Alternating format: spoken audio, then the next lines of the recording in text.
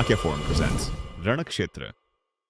नमस्कार दोस्तों, रणक्षेत्र में आपका स्वागत है। मैं राम अवतार पांडे। नमस्कार, मेरा नाम है नृपेंद्र सिंह और आज रणक्षेत्र में हम बात करेंगे वेनेजुएला की, कोलंबिया की और मैक्सिको की भी। इसके साथ ही हम लोग ये भी बातचीत करेंगे कि हमारे नियर नेबर जो है, हमारे नियर नेबर ईरान में क्या हो रहा है, किस तरीके से वहाँ पब्लिक का विद्रोह चल रहा है, खamenei को लेकर मीडिया और सोशल मीडिया में क्या चर्चाएं हैं, खamenei क्या फैसला लेने वाले हैं, ईरान का भविष्य कैसा हो सकता है, जो न्यूज़ में चल रहा है, हम उसके बारे में भी बातचीत करेंगे। शुरुआत करते हैं वेनेजुएला से। वेनेजुएला देश में 3 जनवरी को अमेरिका ने एक स्पेशल ऑपरेशन चलाया, जिसके बाद वहां के राष्ट्रपति निकोलस मदुरो को उठा ले गए और वहां उस ऑपरेशन में उन्हें लेकर अमेरिका चले गए। उन पर कई तरह के आरोप लगे हैं, जिनका ट्रायल अब अमेरिका में होने वाला है। अगर आपके हाथ में ताकत है, ट्रंप ने यह दिखाया है कि अगर आपके हाथ में ताकत है तो आप कुछ भी कर सकते हैं। अगर आपके हाथ में ताकत है तो आप रशिया और पुतिन हैं आप, तो आप यूक्रेन में घुस सकते हैं। अगर आपके हाथ में ताकत है तो आप अमेरिका हैं और आप इराक में घुस सकते हैं। आप सीरिया में बम्बार्डमेंट कर सकते हैं, आप लीबिया को तबाह कर सकते हैं, आप वेस्ट एशिया में जो शांति थी, कुछ हद तक तानाशाही थे लेकिन वो शांति थी, वो आप उसको भंग कर सकते हैं। आप वेस्ट एशिया को, एक पूरे कॉन्टिनेंट के एक हिस्से को पूरा आप सिविल वॉर में धकेल सकते हैं। अगर आपके पास ताकत है तो आप ठीक हैं। दूसरी सबसे बड़ी स्ट्रेंज बात ये है कि आप तालिबान से लड़ने के कहकर आप जंग शुरू कर सकते हैं और उसके बाद तालिबान को ही वो देश सौंप कर निकल भी सकते हैं। आप दोहा अकॉर्ड साइन कर सकते हैं। आप हामिद करजई को सत्ता में बिठा सकते हैं। हामिद करजई से थोड़ा मतभेद होने पर आप कतर में जाएंगे, आप दोहा में तालिबान के लीडर अखुंजादा से डील करते हैं, आप दोहा अकॉर्ड साइन करते हैं, उसके बाद आप वहां से निकल जाते हैं। ज़ल्मई खलीलजाद ने वो दोहा अकॉर्ड यूएस की तरफ से साइन किया था, उसके बाद आप यूएस छोड़ के निकल सकते हैं। अफगानिस्तान के लोग जिनको इन्होंने भरोसा दिया था, जो लोग अफगानिस्तान के लोग तालिबान के खिलाफ इनकी मदद कर रहे थे, उनको भरोसा दिया कि हम आपको लेकर आएंगे अपने देश में, उनको आप छोड़ सकते हैं। आप उनको उनके हाल पे छोड़ सकते हैं, आप उनको भूखे मरने के लिए छोड़ सकते हैं। जब पाकिस्तान उन्हीं अफगानियों को जिनका वो घर जला रहे थे और उनको वापस धकेल रहा होता है, तब आप आंखें बंद कर सकते हैं, क्योंकि आपके पास ताकत है। आप दुनिया का ऑर्डर एक तरीके से सेट करने की कोशिश कर रहे हैं। फिलहाल अमेरिका ने जो ये कार्रवाई की है, इसकी कई देशों ने इसकी मजम्मत भी की है। उन्होंने इसके क्रिटिसाइज भी किया है कि ये जो कार्रवाई हुई है वो किसी भी अंतर्राष्ट्रीय नियम के विरुद्ध ही माना जाएगा। कई देशों ने इसका विरोध भी किया है। ऑपरेशन एब्सोल्यूट रिजॉल्व, ये ऑपरेशन चलाया अमेरिका ने। डोनाल्ड ट्रंप ने पर्सनली इस ऑपरेशन को लीड किया है। कहा जा रहा है कि जब ये ऑपरेशन चल भी रहा था तो अपने फ्लोरिडा के मारे लागो, जो उनका रिसॉर्ट है वहां पे वो थे, और वहां से वो अपने क्लोज जो उनके एडवाइजर्स हैं, मिनिस्टर्स हैं, उनके साथ मिलके इस पूरे ऑपरेशन को देख रहे थे, इस पूरे ऑपरेशन को वॉच कर रहे थे, लीड कर रहे थे। 3-4 दिन पहले ये ऑपरेशन हो जाना था 2025 में ही, लेकिन मौसम खराब हुआ और यह ऑपरेशन नहीं हो पाया। 3-4 दिन बाद ये ऑपरेशन लॉन्च किया गया। वेनेजुएला ऑब्वियसली बहुत कमजोर देश है। हमने पहले भी इसी शो में डिस्कस किया कि वेनेजुएला की आर्मी, वेनेजुएला की पावर उतनी नहीं है कि वो यूएस का सामना कर सके, इसीलिए यूएस डेल्टा फोर्स वहां घुसती है। उससे पहले F-35 F-21 से बॉम्बिंग होती है, B-1 बॉम्बर से बॉम्बिंग होती है। वेनेजुएला के एयर डिफेंस सिस्टम्स को तबाह किया जाता है। एक हेलीकॉप्टर भी, ये बहुत नोट करने वाली बात है, एक हेलीकॉप्टर भी तबाह हुआ है यूएस आर्मी का। उसके बाद कुछ लोग, बहुत ज्यादा नहीं लेकिन कुछ यूएस फोर्स के जो स्पेशल फोर्स के लोग हैं, उनको कुछ चोटें, हल्की फुल्की चोटें, यानी कि पुशबैक किया वेनेजुएलन आर्मी ने, छोटी होने के बावजूद भी। लेकिन हाँ, आपको पता है कि जब आपके राष्ट्रपति को कोई उठा के ले गया, तो आप, एक कहा जाता है ना कि अगर एक मजबूत लीडर को कोई उठा के, अगर हम पुराने जमाने में देखें तो राजा गिरफ्तार हो गया तो सेना अपने आप हथियार डाल देती थी। एक कुछ ऐसा ही हालात हुए। हालांकि अभी जो करंट उपराष्ट्रपति हैं, जिनको राष्ट्रपति बनाया गया है, वो अमेरिका से पंगा लेते हुए दिख रही हैं। वो सीधे सीधे अमेरिका से बातचीत करें। जो वेनेजुएला के राष्ट्रपति हैं, वो आके बयान जारी करते हैं कि हम यूएस की कॉलोनी नहीं बनेंगे। अब इस पे यूएस भी धमका रहा है कि देखो वही हाल होगा जो इसका हुआ था। वहां पे जो विपक्ष के नेता हैं, नोबेल पीस प्राइज विनर, वो जो भी कर रही हैं, उनके बयान जिस तरीके से आ रहे हैं, बहुत बहुत इंटरेस्टिंग हो रहा है पूरा वेनेजुएला का केस। फिलहाल वेनेजुएला में ये तमाम कार्रवाइयां हो रही हैं। वहां के नेता भी अमेरिका के बयानों पर प्रतिक्रिया दे रहे हैं। लेकिन सबसे जो महत्वपूर्ण बात यहाँ देखने वाली एक और है, वो है सर कोलंबिया। जब अमेरिका ने वेनेजुला पे कार्रवाई की तो उसकी सबसे पहली प्रतिक्रिया कोलंबिया ने दी, उसको क्रिटिसाइज किया।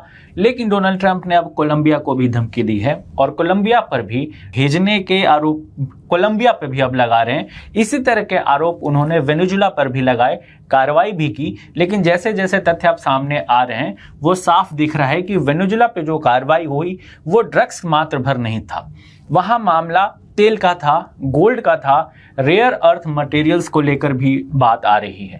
ट्रंप ने सीधा कहा, मैं आपको रोक रहा हूँ राम, ट्रंप ने सीधा कहा ये ऑपरेशन पूरा इट्स ऑल अबाउट ऑयल, सब तेल का खेल है, तेल मिला खेल खत्म। और तेल भी, ये वेनेजुला का तेल महत्वपूर्ण क्यों है ये भी हम आपको बता दें। दरअसल जो वेनेजुला के पास तेल है उसे थिक ऑयल कहते हैं। जो क्रूड ऑयल होते हैं इनके भी कई स्टेजेस हैं, कई तरीके के क्रूड ऑयल होते हैं। जो क्रूड ऑयल वेनेजुला प्रोड्यूस करता है कि जो प्रोसेसिंग यूनिट्स हैं वो अमेरिका में ज़्यादा है कंपेयर टू अदर पार्ट्स। और जो थिक ऑयल्स होती हैं इसकी अमेरिका या तो कनाडा से लेता है या रशिया प्रोड्यूस करता है या सबसे ज़्यादा दुनिया में वेनेजुला के पास है। तो वो जो ऑयल है उसकी भी जो क्वालिटी है वो कुछ जानकारों का कहना है कि इतनी अच्छी है कि अमेरिका के उस पर नज़र होनी स्वाभाविक है। ये पूरी दुनिया को पता था, जितने एक्सपर्ट्स इस मामले को देख रहे थे, जितने एक्सपर्ट्स इस मामले में क्लोजली वॉच कर रहे थे, उनका सीधा कहना था ये पूरा खेल तेल का है। आप कोलंबिया को धमकी दे रहे हैं, आपने क्यूबा को भी धमकी दे दी, आपने मेक्सिको को भी धमकी दे दी। आपको अब जिसको अब एक चीज़ है कि शेर के मुंह में खून लग गया है। ट्रंप को पता है कि अगर मैं एक्शन करूंगा उसका कोई खास जवाब नहीं आएगा। इसकी शुरुआत कहाँ से होती है? ऑपरेशन मिडनाइट हैमर से। ऑपरेशन मिडनाइट हैमर में आप ईरान के खिलाफ बमबारी करते हैं, ईरान बयानबाजियां करता है, कोई एक्शन नहीं होता है, तेहरान चुप बैठता है। जो खमेनेई की सरकार है, जो खमेनेई की क्लर्जी है पूरी, वो कुछ उनमें से कुछ लोग बयानबाजी करते हैं, उसके बाद वो चुप साइड, वो अपनी चीज़ों में लग जाते हैं। हम ये नहीं करेंगे, अब बयानबाजियां कर सकते हैं, आप एक्शन नहीं ले रहे हैं। तो कहा जाता है ना कि जुबान से आप कितना भी बोल लीजिए, जब तक आप कील पे हथौड़ा नहीं मारेंगे तब तक वो दीवार में धंसेगी नहीं। तो वही चीज़ है, आपने कुछ नहीं किया, ट्रंप को लगा कि मैं ये कर सकता हूँ। ट्रंप ने वेनेजुएला के खिलाफ ये किया, ट्रंप ने वेनेजुएला के खिलाफ किया, वेनेजुएला ने कुछ नहीं किया, कुछ ही घंटों में आप राष्ट्रपति को पकड़ देते हैं। अब आपको समझ में क्यों नहीं, अगर ट्रंप को मैं डिफेंसिव नहीं होने की कोशिश कर रहा हूँ ना, मैं यहाँ पे ट्रंप को ज़्यादा विलेन साबित करना चाहता हूँ, लेकिन मेरी एक चीज़ है कि अगर ट्रंप की इतनी दिक्कत है तो आप फेंटेनल का आरोप लगाते हैं चाइना पे। चाइना कहते हैं सबसे ज़्यादा फेंटेनल आपके यहाँ वो करता है, क्यों नहीं आपकी यूएस डेल्टा फोर्सेस या आपकी मरीन्स जाके वहाँ पे एक्शन लेती है? आप नहीं ले सकते क्योंकि आपको पता है कि चाइना बड़ी इकॉनमी है, चाइना पावरफुल है, चाइना की नेवी सबसे बड़ी है, चाइनीज़ PLA जो है वो कितनी सक्षम है, चाइना के पास न्यूक्लियर वेपन्स है। आपके पास न्यूक्लियर वेपन नहीं होगा तो आप एक्शन लेंगे, आप छोटे देश हैं तो आप एक्शन लेंगे, और शेर के मुंह में खून लग चुका है। आपने धमकियों की बात कही, अमेरिका ने कोलंबिया को धमकी दी, मैक्सिको को दी, उसके अलावा वेनेजुला पे तो कार्रवाई कर ही चुके हैं, क्यूबा पे दी, इसके अलावा उन्होंने एक और धमकी दी है ग्रीनलैंड को। अब ग्रीनलैंड से ना तो ड्रग्स का है ना कोई, ऐसा मुझे नहीं लगता कि डेनमार्क जैसी कंट्री में इस तरह का कोई मुद्दा वहां पर होगा, जहां तक मेरी जानकारी है, अगर है तो मुझे पता नहीं है। ग्रीनलैंड को लेके हमने पहले भी डिस्कस किया है, और ट्रंप यहाँ पे थोड़ा सा मुझे कई बार लगता है ग्रीनलैंड के बारे में जब बात करते हैं तो थोड़ा स्ट्रेटेजी को लेके बात करते हैं। जो ओशियन का हिस्सा है जहाँ पे चाइनीज़ और रशियन नेवी की मौजूदगी है उस इलाके में, तो उन सब चीज़ों को ध्यान में रखते हुए ट्रंप का मानना है कि अगर ग्रीनलैंड हमारा हिस्सा होता है, ट्रंप का ऐसा मानना है, हो सकता है वो ले भी ले, लेकिन वो नाटो का हिस्सा भी है। तो अगर ऐसा होता है और ग्रीनलैंड को वो अपने कब्जे में लेते हैं तो उनका मानना है कि हम वहाँ से रशिया और चाइना को काउंटर कर सकते हैं, अपनी नेवी की प्रेजेंस वहां बढ़ा। उनका आरोप है कि वहां पर जो रशिया और चाइना के शिप्स हैं उनकी संख्या लगातार बढ़ रही है, उनकी प्रेजेंस जो है अमेरिका की नेशनल सिक्योरिटी के लिए खतरा बन सकता है, इस वजह से वो ग्रीनलैंड पर भी कंट्रोल चाहते हैं। लेकिन इसका विरोध भी हुआ है, डेनमार्क ने इसका बड़ा जोरदार विरोध किया है, उन्होंने साफ कहा है कि ये अब ज्यादा है। हाँ, तो राम, डेनमार्क की जो प्राइम मिनिस्टर, चूंकि ग्रीनलैंड डेनमार्क का हिस्सा है, वहाँ पे का पासपोर्ट जो है वो डेनिश है, वहाँ के लोग खुद को डेनिश, वो डेनमार्क के नागरिक हैं, इसलिए उनके वहाँ की जो प्राइम मिनिस्टर है मेटे फ्रेडरिक्सन, उनका कहना है कि absolutely no sense to talk about the US needing to take over Greenland. उन्होंने कहा है कि अमेरिका को ऐसा कोई अधिकार नहीं है, no right to annex Greenland. Greenland के जो प्राइम मिनिस्टर है जेम्स फ्रेडरिक निल्सन, उन्होंने ट्रंप के और ग्रीनलैंड का जो मिलिट्री एक्शन, ग्रीनलैंड को लेके जो मिलिट्री एक्शन की ट्रंप की के ख्याली पुलाव, मैं उसको ख्याली पुलाव कहूँगा तो ज़्यादा सही शब्द होगा वैसे। ट्रंप का जो ख्याली पुलाव है उसको लेके कहा है कि ये बहुत गलत कदम है, हम इसका विरोध करते हैं। आई थिंक बीच में वोटिंग की भी बात आई थी कि हम वोटिंग करवाएंगे। एक सुर में ग्रेनिश पीपल लोगों ने कहा था कि हम अमेरिका के नागरिक नहीं बनना चाहते, हमें कोई शौक नहीं है उस फर्स्ट वर्ल्ड कंट्री का नागरिक बनने की जिसको दुनिया का दादा बनने का शौक हो। इसके अलावा भी सबसे हैरान कर देने वाली बात इस समय ये है कि अमेरिका ने लगभग, अगर मैं काउंट करूं तो 4 से 5 देशों को धमकी दे दी, एक देश पर कार्रवाई कर दी है, और ज़्यादातर जगहों पे अगर जो लैटिन कंट्रीज़ हैं, अगर इनके हम बात पर करें तो इन सब पर ड्रग सप्लाई का आरोप लग रहा है। हालांकि हकीकत कुछ और ही सामने आ रहा है। फिलहाल इस चीज़ से हम आगे बढ़ते हैं जो कि ट्रंप, मैंने जैसे कहा शेर के मुंह में खून लग चुका है। नॉर्थ कोरिया की खबर क्या है? नॉर्थ कोरिया ने एक मिसाइल लॉन्च किया है इन सब के बीच, और ये एक हाइपरसोनिक मिसाइल है। हाइपरसोनिक मिसाइल बेसिकली वो मिसाइल जिसकी स्पीड 5 मैक या उससे ज़्यादा होती है, उनको हाइपरसोनिक मिसाइल कहते हैं।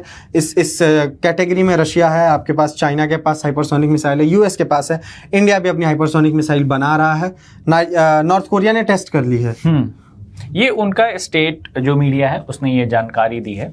North Korea test fired hypersonic missiles on Sunday, according to state media. The launch was conducted to assess military operational capability with a focus on war deterrence.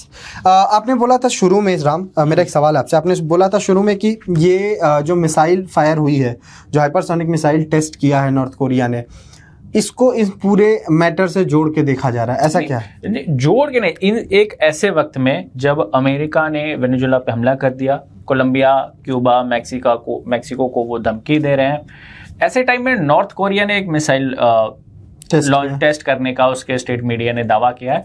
America और north Korea के भी रिश्ते कोई बहुत ज़्यादा अच्छे नहीं रहे, हमेशा एक दूसरे पर बयानबाजी होती रहती है, और एक वहाँ पे भी कोशिशें होती रही। नॉर्थ कोरिया साउथ कोरिया का इशू अलग चल रहा है, तो ऐसे में एक स्टेट ने एक मिसाइल लॉन्च किया है।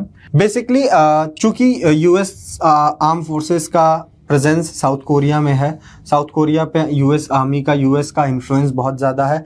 हमने ट्रंप के फर्स्ट टर्म में देखा किस तरीके की बयानबाजियाँ हुई कि मेरे डिनर के टेबल पे या लंच के टेबल पे न्यूक्लियर का बटन है, उसने बोला मेरे पास मेरे जेब में रखा हुआ है। ये तमाम बयानबाजियाँ हमने सुनी थी जब ट्रंप फर्स्ट टर्म में थे, और नॉर्थ कोरिया के साथ बयान। हालांकि मुझे एक चीज़ की गारंटी है, ट्रंप नॉर्थ कोरिया को छू भी नहीं सकते, क्योंकि ट्रंप हमेशा, आप चाहे दुनिया में देख लीजिए, पावरफुल लीडर्स, पावरफुल कंट्रीज़ के खिलाफ ज़्यादा अग्रेसिव नहीं होते।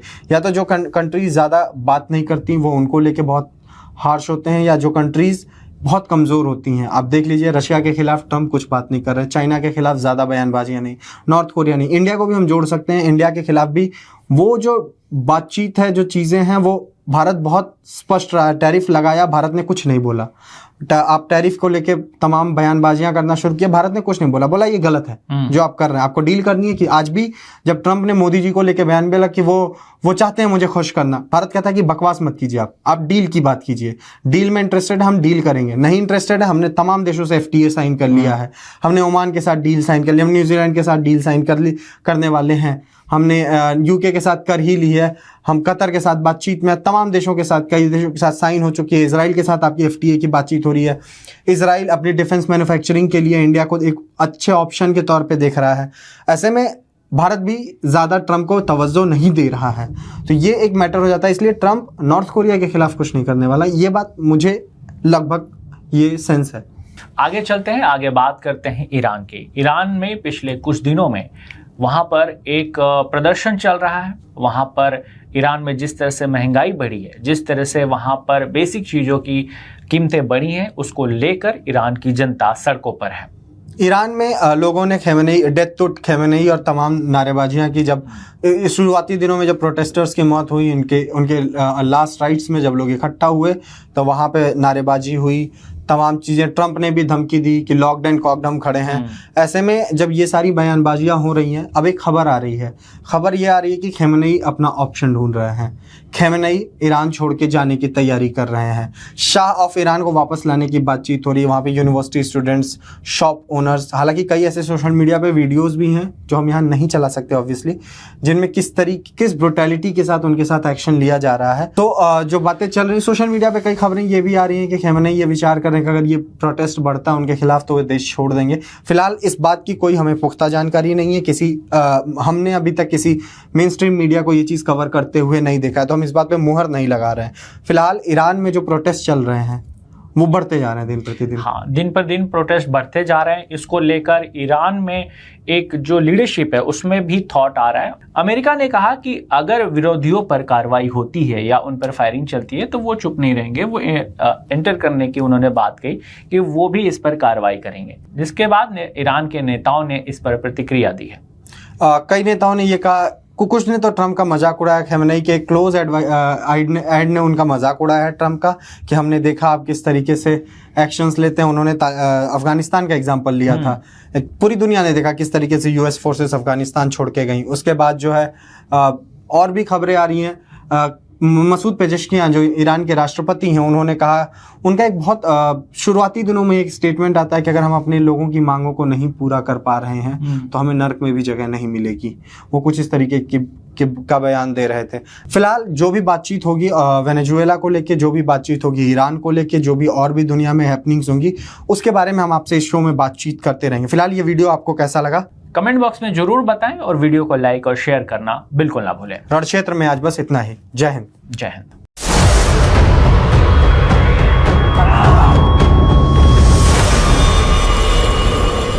Chanakya Forum presents रणक्षेत्र।